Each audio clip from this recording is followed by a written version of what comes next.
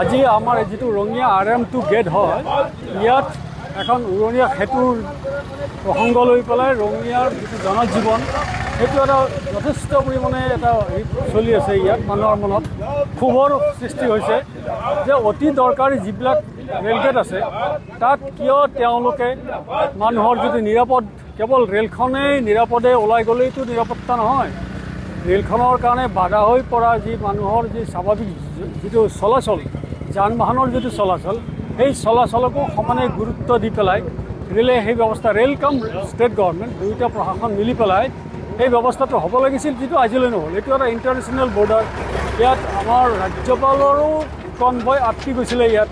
গতিকে এনেকুৱা স্থানত এখন বৰবিষ বিচাৰি ইয়াত আজি সমবেত হ'বলগীয়া হোৱাটো এটা অতি দুখৰ কথা।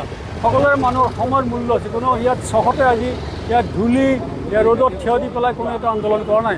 আৰু দ্বিতীয় কথাটো হ'ল ডাঙৰ কথা যে ৰেল বিভাগে ইয়াৰ কাষতে যিটো গুড চাইডিং বনাই ৰাখিছে সেইটো টোটেলি আনপ্লেণ্ড এনে নেচাৰেলি পোৱা এটা জেগাত তেওঁলোকে গুডছৰ লোডিং আনলোডিং চলাই আছে, যাৰ কাৰণে ৰেলৰ কোটি কোটি টকা উপাৰ্জন কিন্তু ঠিকে হৈ আছে। কিন্তু তাৰ যিসকল শ্ৰমিক বা গোটেই কামত নিয়োজিত মানুহৰ যিটো এটা বৈজ্ঞানিকসন্মত যিটো আন্তঃগাঁথনি দিব লাগিছিলে এইটোও দিয়া নাই। কিন্তু তাৰ ইনডাইৰেক্ট এফেক্টটো কি হৈছে মই কওঁ, তাৰ কাৰণে এই গুডছ ট্ৰেইন এখন, মালবাহী ট্ৰেইন এখন তাত প্লেচ কৰাৰ নামত ইমান চান্টিঙৰ প্ৰয়োজন হয়। গতিকে জনবহুল চহৰ এখনৰ মাজত যদি গুড চান্টিং হয়, এইটো হ'বই। তাৰ ফলত জমৰ যাতনা ভোগ কৰিব লগা হৈছে গোটেই এই অঞ্চলৰ মানুহ, ভূটানৰ মানুহ, টাউনবোৰৰ মানুহ বিভিন্ন ঠাইলৈ এই পথেৰে অহা যোৱা কৰে।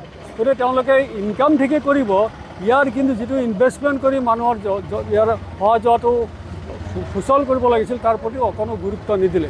সেয়ে আমি এইটোও লগতে আহ্বান জনাইছোঁ, তেওঁলোকে পাৰ্শ্বৱৰ্তী কোনো এটা ছাইডত, আজি আমাৰ এইফালে এই নোনা নদীৰ পাৰত ভাটকুচি কাষত চাফিচিয়েণ্ট স্পেচ আছে, তাত যদি তেওঁলোকে এটা গুড চাইডিং, এটা ধুনীয়া ধূলি বালিৰ কোনো হেৰি নথকা সুন্দৰ খোৱা পানী, টয়লেট থকা শ্ৰমিকসকল যাতে খুব আৰামে কাম কাজ কৰিব পাৰে, তেনেকুৱা যদি গুড চাইডিং দিলেহেঁতেন তেতিয়াহ'লে আপোনাৰ নেশ্যনেল হাইৱে ট্ৰাকবিলাক গৈ পেলাই তাত যাব পাৰে বা গুডছৰ এই চান্টিঙৰ যন্ত্ৰণাটো মানুহে এৰাই চলিব পাৰিলেহেঁতেন।